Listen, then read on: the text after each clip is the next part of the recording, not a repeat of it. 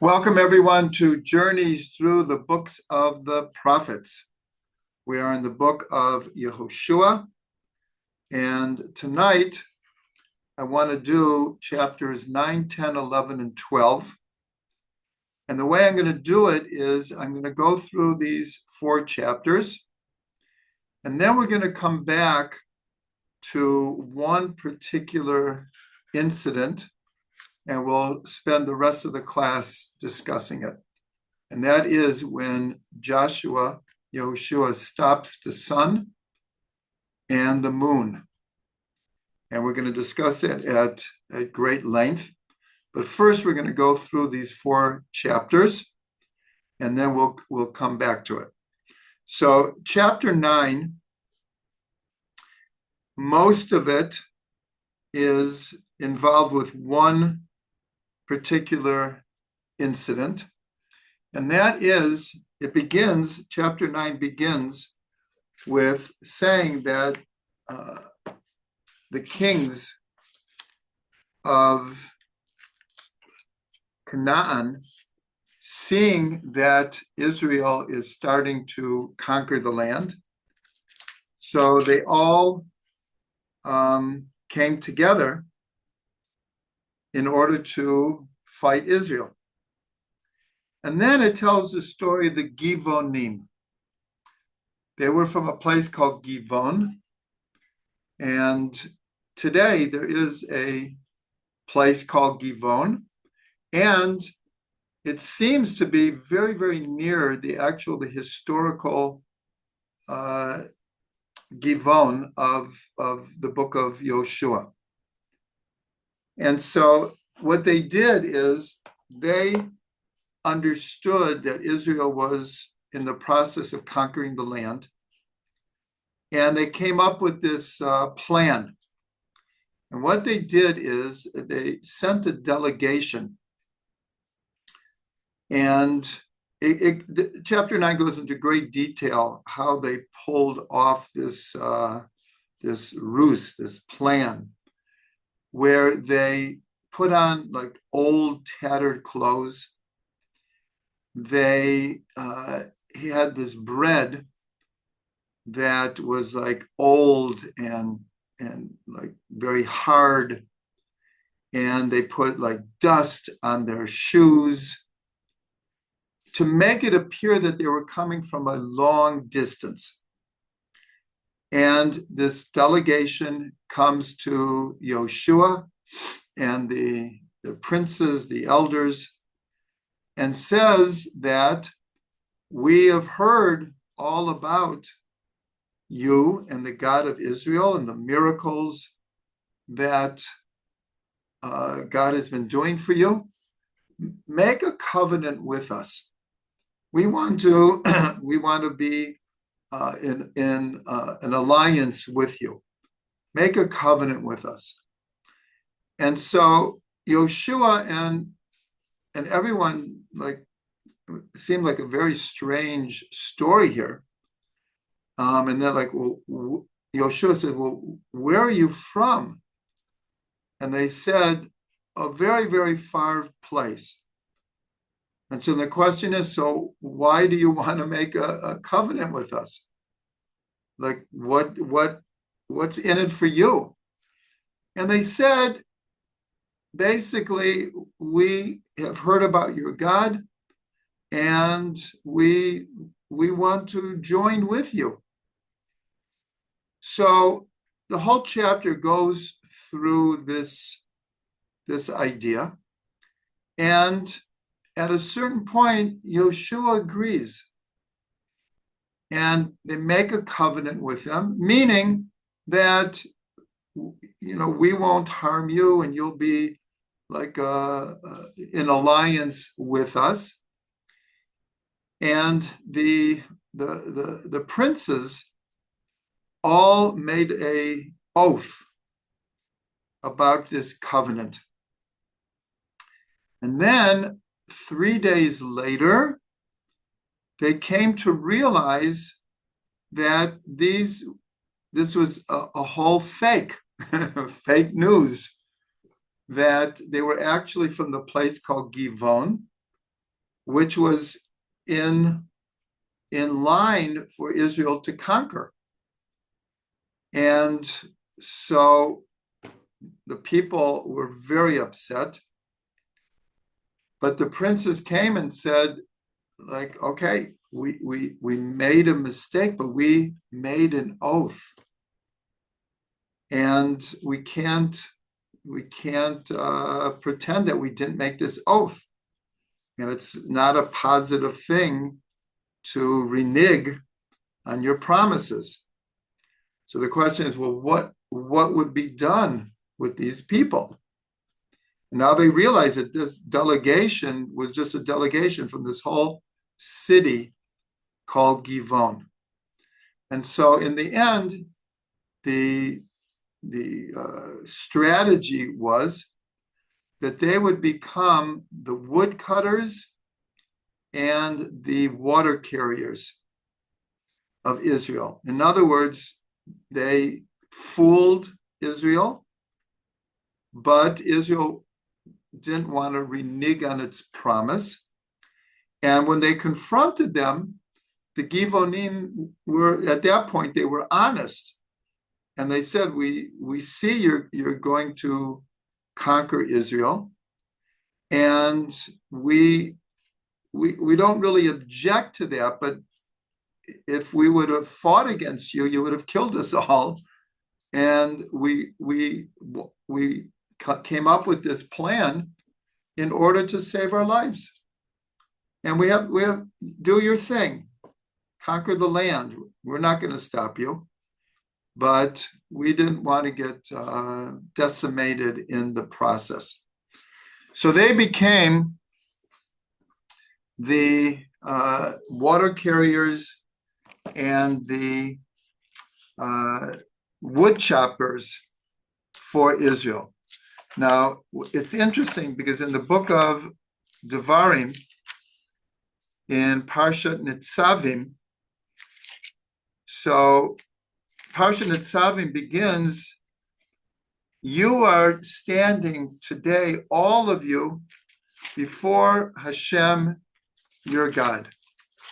And then it lists 10 different segments of Am Yisrael. And it's actually, there are 10 segments. And according to Kabbalah and Hasidut, it's according to the Sfirot. And it's all inclusive. It's the men, the women, the children, the leaders, everything. So it's in chapter 29, verse 9 of Devarim.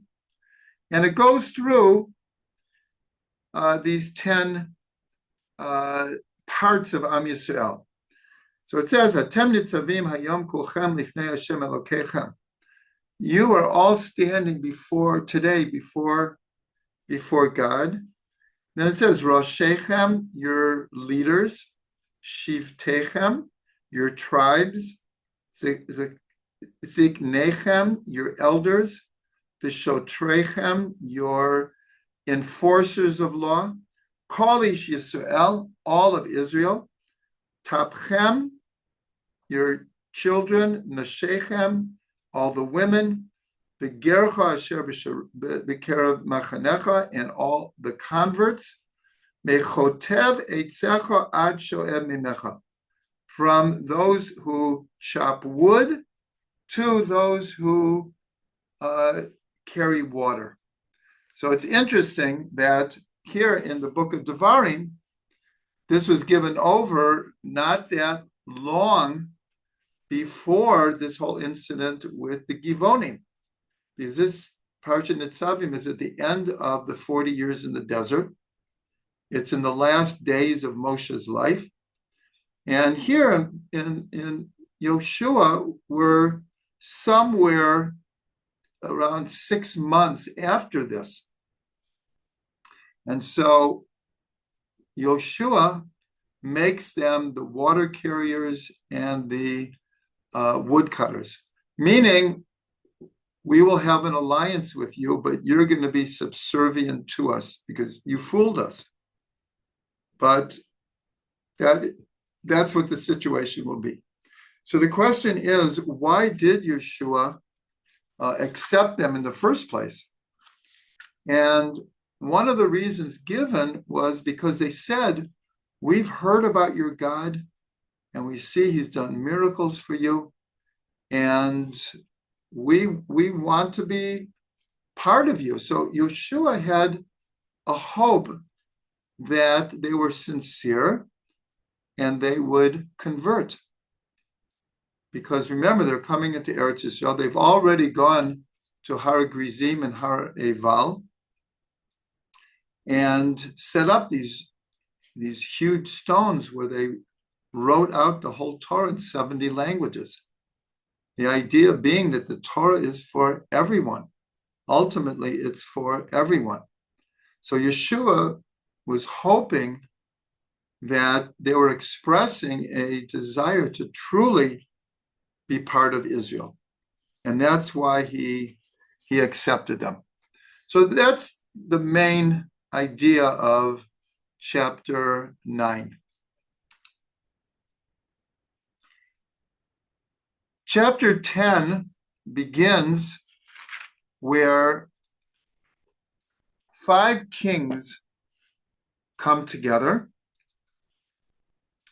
and they are preparing to, defend the land. And they are particularly upset with the Givonim, because instead of the Givonim joining these kings to fight Israel, the Givonim are like in alliance with Israel. They're not going to fight against Israel. And so these 5 kings come against Givon. And the Givonim send word to Yehoshua, and more or less saying, like, we're in alliance with you, please come and defend us. And so that's what Yehoshua did. The whole army went and they defended Givon. They were successful, and in chapter 10 it explains how they chased these 5 kings and their armies. And from Givon, they chased him to Mavo Choron, to Beit Choron. And today, there is a place called Givon, and not far from it is a place called Beit Choron. And these are very, very likely in approximately the exact same places that they were. And we know that because Beit Choron is described in other places in the Talmud, that there's a very steep incline coming from what's called the Shvela, Tel Aviv, Herzliya, Netanya, Haifa. They're all in what's called the Shvela, the flat area right next to the Mediterranean. And then it becomes hilly, and then it becomes mountainous. And Beit Choron was towards the top of this very, very steep incline. Now, what's interesting is that there are 2 main ways to get to Jerusalem today. One is called Highway 1, which goes from Tel Aviv to Jerusalem. And the second way is called Highway 443, which also goes from more or less Tel Aviv. It actually branches off of Highway 1. And it goes right past where I live. And when I go to Yerushalayim, I go on Highway 443. And this is actually the ancient way of getting to Jerusalem, not Highway 1. It's Highway 443, was the more ancient way. And that is from where I live, whereas it's a bit hilly, but around 5 to 6 kilometers from here, a very steep incline begins going all the ways up to Jerusalem. And towards the top is Beit Horon. So that's what happened here. From Givon, they successfully protected the people of Givon, and they chased them to Beit Horon. In Beit Horon, a miracle occurred, and huge hailstones came from heaven and fell on these armies that Israel was chasing, not on Israel, but on the armies. And it was considered very miraculous. And then they continued to chase them. And I'm in chapter 10 now, verse 12 through 14. And this is a section, I'm going to read it now, and then we're going to continue through chapter 10, 11, and 12, and we're going to come back, because this is a very, very famous incident, and there's a lot to talk about. So it says, Az yidaber Yehoshua Lashem bayom tet Hashem et emori lifnei bnei Yisrael.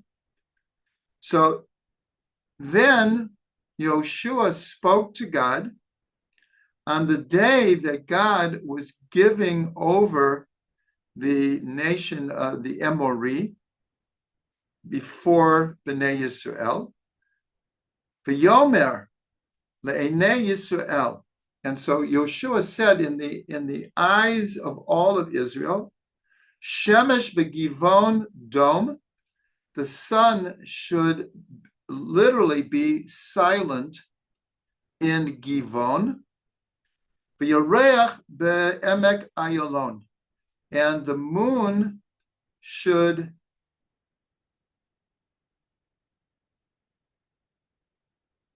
and the moon in the valley of Ayalon. The valley of Ayalon still exists. It's at the bottom of this steep incline. For those who know Israel, that's where Kibbutz Shalavim is. Vayadom Hashemesh, and the sun was silent. V'yareach amad, and the moon stood still. Ad yikom goy oivev, until Israel was able to fight against the enemy nation. Halohi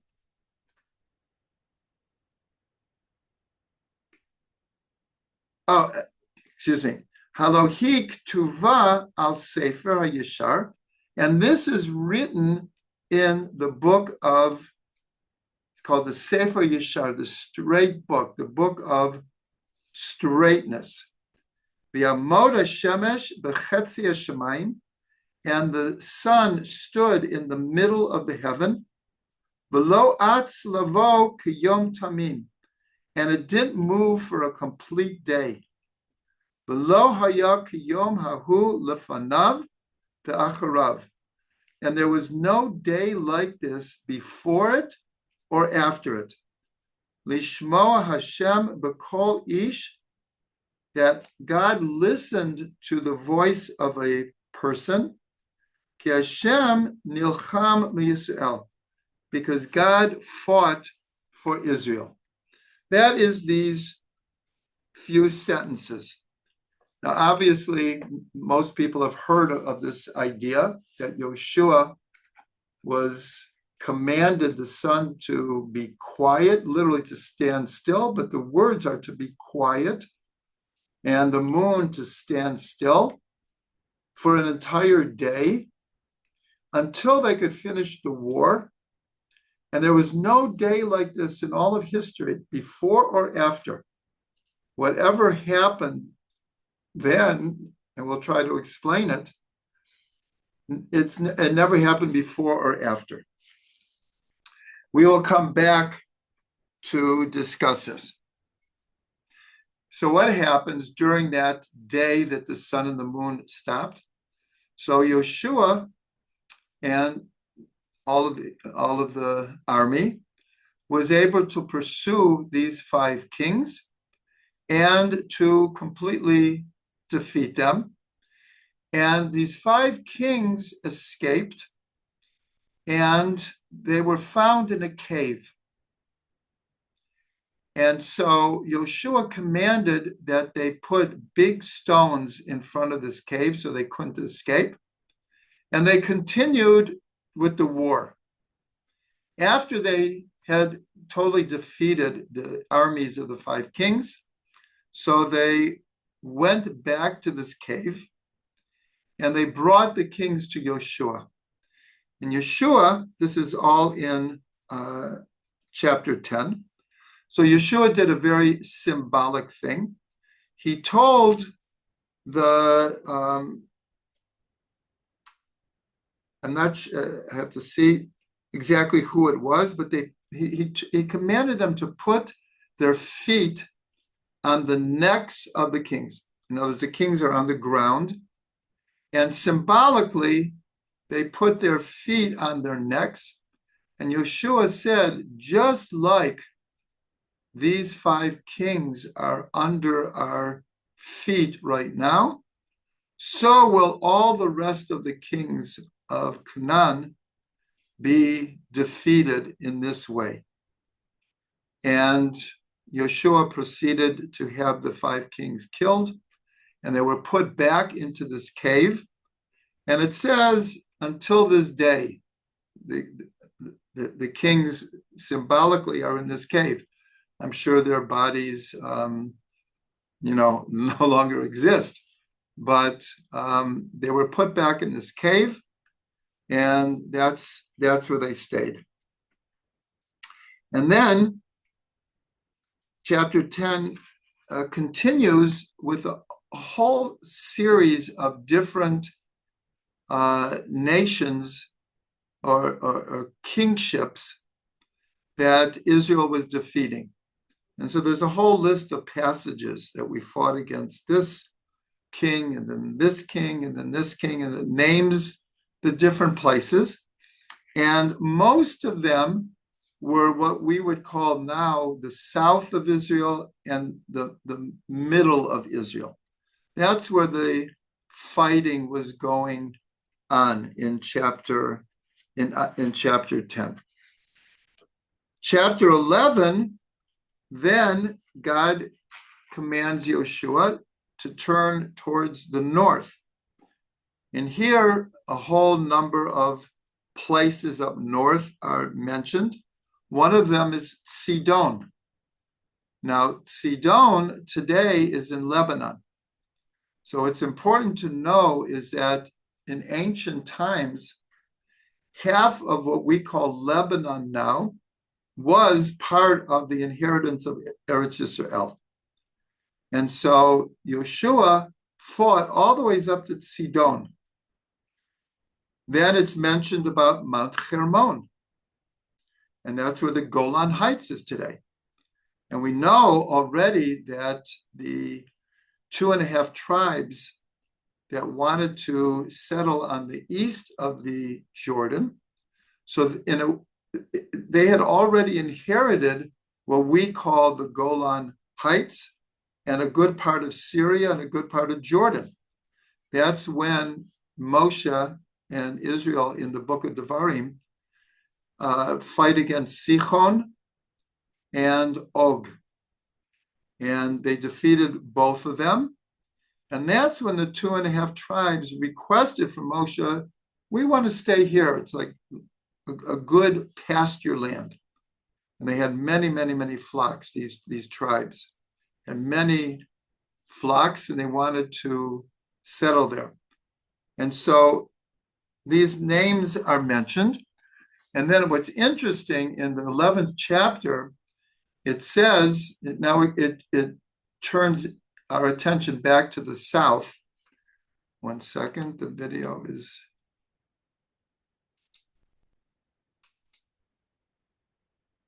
there.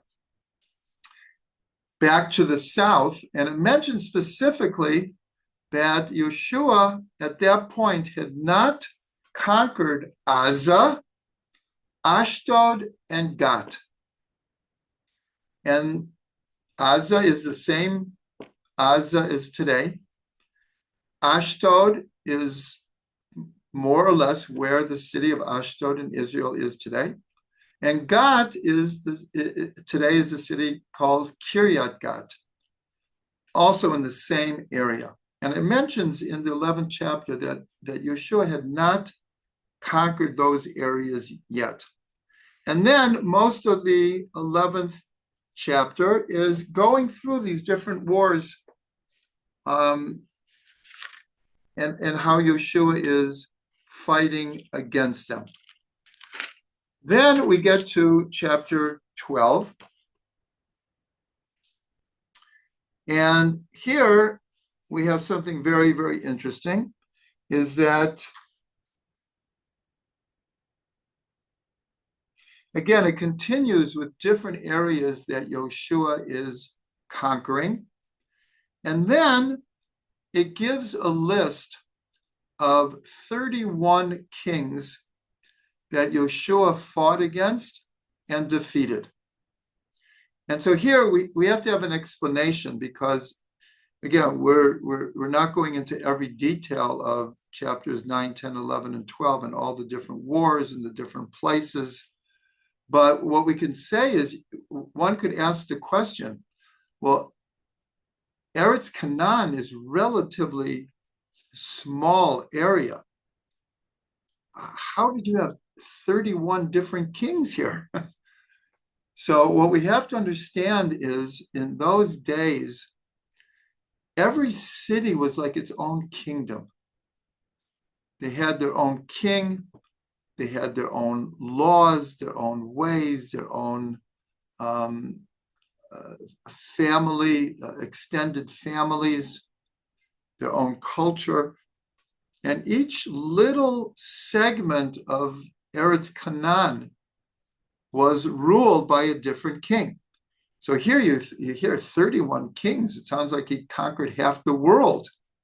It's all in Eretz Israel and Eretz Canaan.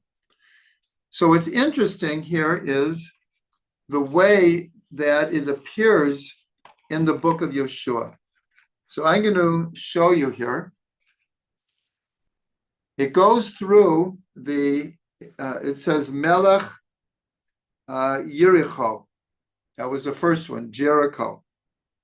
And then it goes Melech Ai, the king of Ai. These are the two that we spent a long time discussing, the defeat of Jericho and Ai. But I want to show you how it's arranged in the book of Yehoshua. In other words, it's written what is called a shira. In other words, it's written as like in a different way than the text is usually written. And at the end, on one side are the names of the king and which city they were from. And then across from it is the word echad. So you have a king, echad, another king, echad, onwards. And so this is a very, very unusual kind of way that these 31 kings are written. So it's explained that there are four places. There are four places that have a different alignment of how they are written. And I just realized I have it marked out in a book and I have to go get it. I'm sorry, give me half a minute.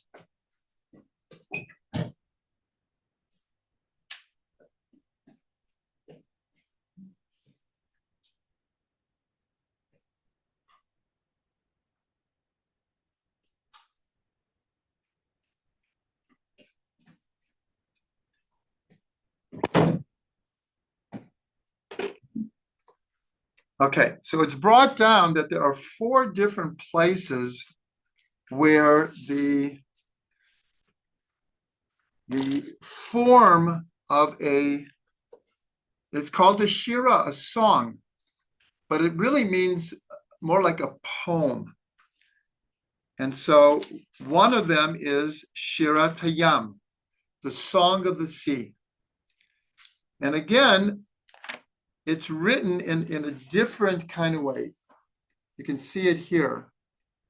It's like when we think of poetry, especially modern poetry, so you can get an idea of what it looks like in an ancient way. The rest of the Torah is not written like this. It's written more like prose and paragraphs, what we would call paragraphs. So we have in the book of Yehoshua, we have Shirat Hayam, and then we have Shirat Ha'azinu. Shirat Ha'azinu also is written like we might think of poetry. And I'm not just in a book, we're talking about in the Torah scroll, it's written like this. And then the last place of the four is in Megillat Esther. In Megillat Esther, towards the end, it talks about the 10 sons of Haman that were hung. And so this is what it looks like in a Megillah. You can see the rest of it is written like prose, but here it has the name of each of the sons. It has the name and then says Ve'et, and the next son, and the next son, and. So these are the four that are brought down, but it's not just these four. For example, the 10 Commandments are also part of the 10 Commandments are also written with spaces between them, similar to this. And also, if you remember in the book of Yehoshua, we discussed this, where they went to the two mountains of Gerizim and Eval and pronounced the blessing and the curse. And so this is how it's written in the Torah also, not in your usual prose way, but in a more, again, we'll call it a poetic way, in a more poetic way. So that's just a very interesting idea here, but it's somewhat mysterious as to the name of the king, and then it says Echad. The name of a king, Echad. In other words, one king, one king, one king, one king. Numerically, the number 31 reversed is 13. 13 equals Echad. So here, like numerically, it was called like instead of a play on words, it's a play on numbers, that each one of these, now, on a simple understanding, what it's pointing out is what I tried to explain before, that each one of these kings, each one of these cities that they defeated was like a world in itself. So you had all of these different kings in a small area, very, very small, Eretz Yisrael, Eretz Canaan, and yet you had 31 different kings, and each one, like I said, they had it was like a whole world to itself. Okay. So this is the review of chapters 9, 10, 11, and 12. And I just want to mention already, we're halfway through the book of Yehoshua. I think this is our fourth class. But from the 13th chapter to the end, we're going to do in 1 or 2 weeks, because almost the entire rest of the book of Yehoshua is after he has defeated these 31 kings. Then, first of all, God makes it clear to him that you haven't defeated all of the kings. And in truth, Yehoshua never defeated or conquered all of Eretz Yisrael. He was never successful in doing that, especially Gaza, because that's where the Philistines lived. And the Philistines were a constant threat and a constant enemy.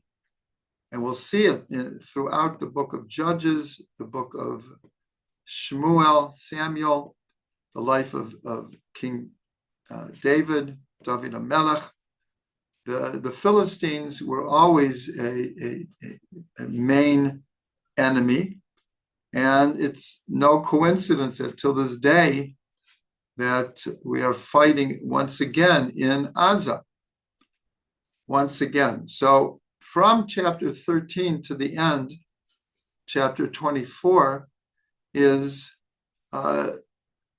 almost all about the division of the land. Once Yehoshua had conquered a good part of Eretz Yisrael, then the establishment of which tribes would be in which places and by families began. And most of the rest of the book of Yehoshua is explaining this in great detail.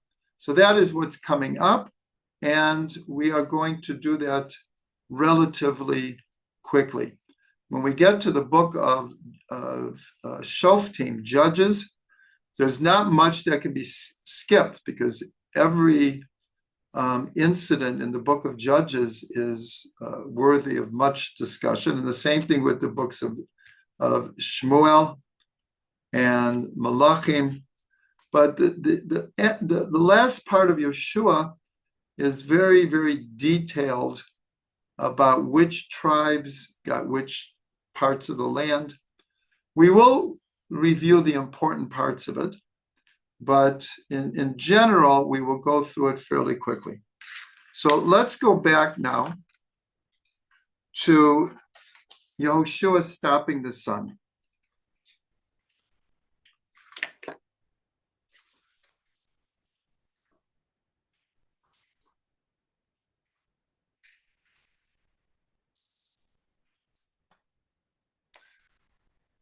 Okay, there's a lot to discuss here. I'm not even sure if we'll finish tonight, but we'll start. So first of all, it says in the Gemara that 3 people stopped the sun. 3 people were able to stop the sun. The only one that we have a written account of is here in the book of Yehoshua. We read the 3 verses. It doesn't explain how it happened. It explained why it happened. Israel was chasing these 5 kings and their armies, and apparently Yehoshua saw that the day was not long enough, and if night would come, the armies would slip away, and Yehoshua very much wanted to defeat them, because this is the first time that a whole group of kings and armies got together. So it's very important for Israel to be able to defeat them. And so here it explains, even though it's just a few verses, how he stopped the sun and the moon. It says for an entire day. We'll see that there's different opinions as to how many hours exactly the sun stopped. But that's the only one that is explicit. So the question is, who are the other 2? And so the Gemara explains one of them is Moshe. When did that happen? When we fought Amalek. And if you remember the story, and it has to do with Yehoshua, is right after we came out of Egypt, Amalek attacked us, even before we got to Har Sinai. They attacked us from the rear, as it says, they the ones that were straggling behind, and the weaker elements, that's who they attacked. And Moshe appointed Yehoshua to lead the war against Amalek. It was actually, at that point, it was a totally defensive war. And if you remember, Moshe went up onto the mountain and he lifted his hands in prayer. And the Torah says when his hands were raised, Israel would be defeating Amalek. But when he let his hands down, Amalek would start to be victorious. And so his hands became very heavy. And so Yehoshua and Hur on his two sides helped hold up his hands, and they were able to defeat Amalek. So the Gemara says, though, that in order to do that, Moshe stopped the sun. Very, very similar, had to do with a war. And in order to be able to win the war, Moshe stopped the sun. And so that is the second. And the third one is a very, very interesting story. And it's told in the Gemara. And it's about a very, very rich person called Nakdimon ben Gurion. And that's where the name Ben Gurion comes from, the first prime minister of Israel. His name was Nakdimon ben Gurion. So the story is, it was Sukkot time, and it was what's called Aliyat Regel. It was a gathering of Jews from all over the world, a pilgrimage holiday. And by Sukkot time, it hasn't rained in 6 months. And so the wells all around Jerusalem were empty. And there was just hundreds of thousands of people in Jerusalem, as it was every Pesach, Shavuos, and Sukkot. And there were no wells. But apparently the Romans at the time, they had wells of water. And so Nakdimon ben Gurion went to one of the leaders and said, I'll buy the water from you and I'll return it right after the holiday. I'll return the water to you. And if not, I will pay you a huge amount of money. And so he gave him the water. And with that water, all of the people of Jerusalem were able to drink. The holiday ends, and he has to pay up now. It was a huge amount of money that he had promised to pay back. He either has to pay back with water or with money. And so on the morning of the day that he had promised to bring it back, this leader sends a message to Nakdimon saying, today's the day, get your money ready. And Nakdimon sent back a message, it's not the end of the day yet. And the hours go by, and he was hoping that there would be rain. That's the whole thing. He was hoping there would be rain that would fill up the cisterns, and he'd be able to pay back in water. But the rains hadn't come. And so it's getting towards the end of the day. And so Nakdimon goes to the temple, and he prays a prayer. And he basically says, Master of the world, what I did was not for my own glory. I did it for your honor.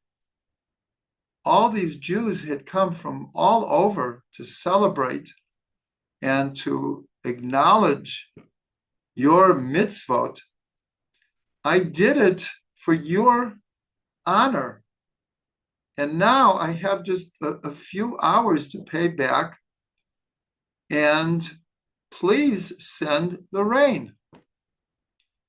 And so it's almost at the end of the day, and a torrent of rain comes, and within a short time fills up all of the cisterns, and he's able to pay back in water and not this enormous amount of money.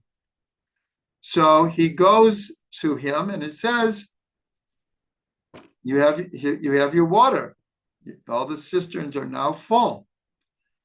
And he said, well, that's very nice, but the day is over.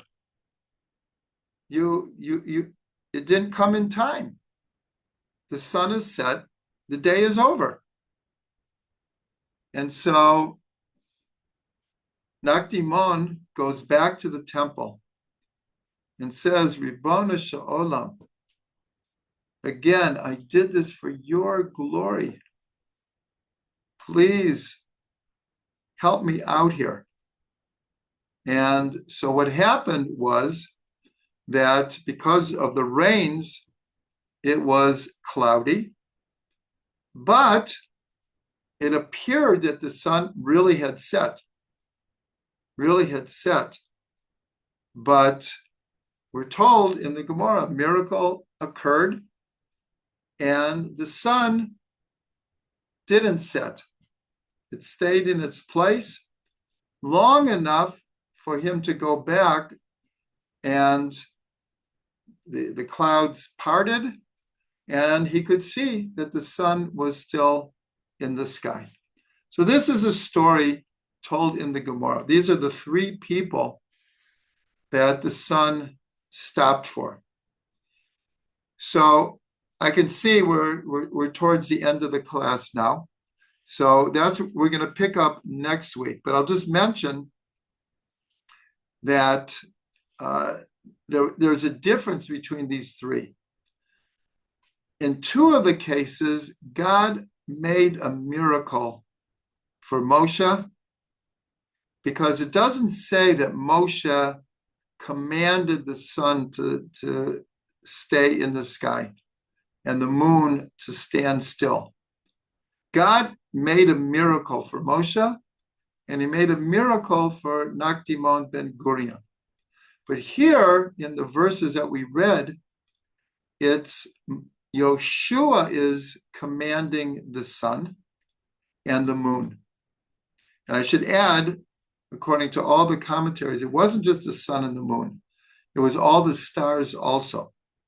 In other words, if the sun and the moon, if we can imagine stopping, well, what happens to the rest of the cosmos?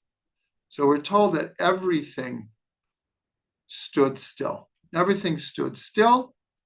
And the difference was, though, here, Yehoshua was commanding them. So there's much to say, but we'll just do a little bit.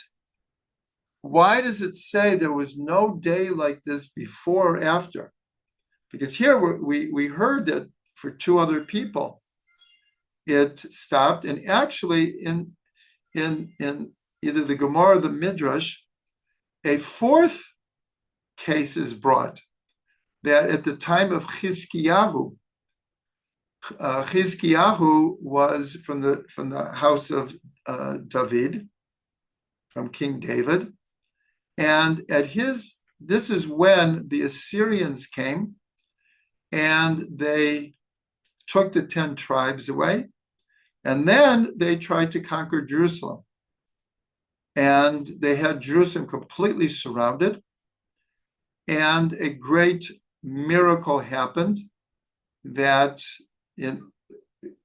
it's not clear what it was, most likely like a plague, that the morning came and the whole army was dead.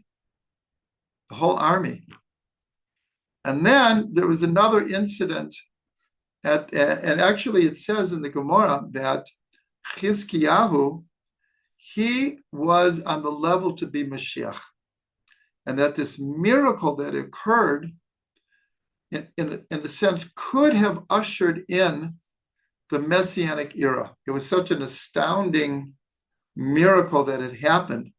And Chizkiyahu was on a very, very high spiritual level. But they say, why didn't he become Mashiach? Because he didn't sing a song. Like Moshe and Bnei Yisrael, after the Reed Sea split, we sang the Song of the Sea. And different people, when Devorah won her battle against Sisera, so she sang a song. And so they said, Chizkiyahu, had he sang a song, composed a song for the great miracle that had happened, he could have been the Mashiach. In potential, he had it within him to be the Mashiach. So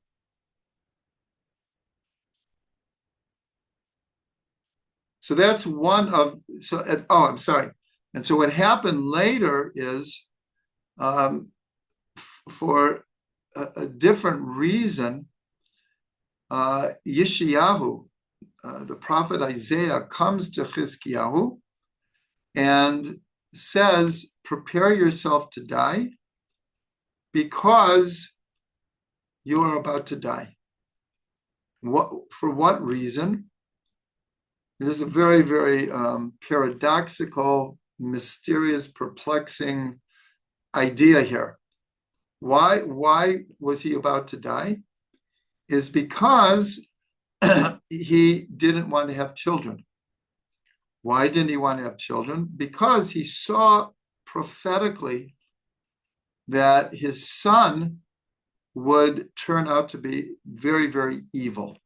He saw this in prophecy. And therefore, he didn't want to give birth to the son. And very perplexing, Yeshayahu says, that's not your concern. You have a mitzvah, the mitzvah to be fruitful and multiply. And it's not for you to determine whether you should or you shouldn't. And so Chizkiyahu said to him, I have a tradition that even if the sword is on your throat, you shouldn't stop asking for salvation, for compassion. So it says, Chizkiyahu turned his face to the wall and he began to pray. And his prayer was so sincere and strong that Isaiah said to him, on the merit of this prayer, God has given you 15 more years of life. What happens, though, is he does have children, and one of them is Manasseh, and he became one of the most evil kings in Jewish history. So it's very paradoxical understanding this whole story.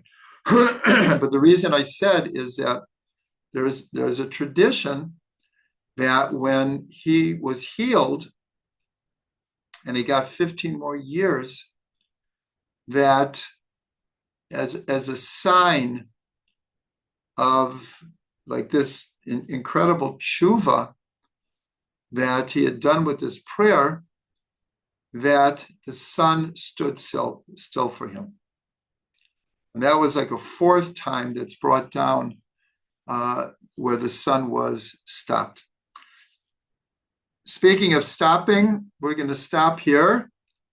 And we have a lot more to discuss about this whole incident of Yehoshua stopping the sun. There's some very, very beautiful and deep commentary on what was happening here, but we don't have time tonight. So that's where we'll pick up next week.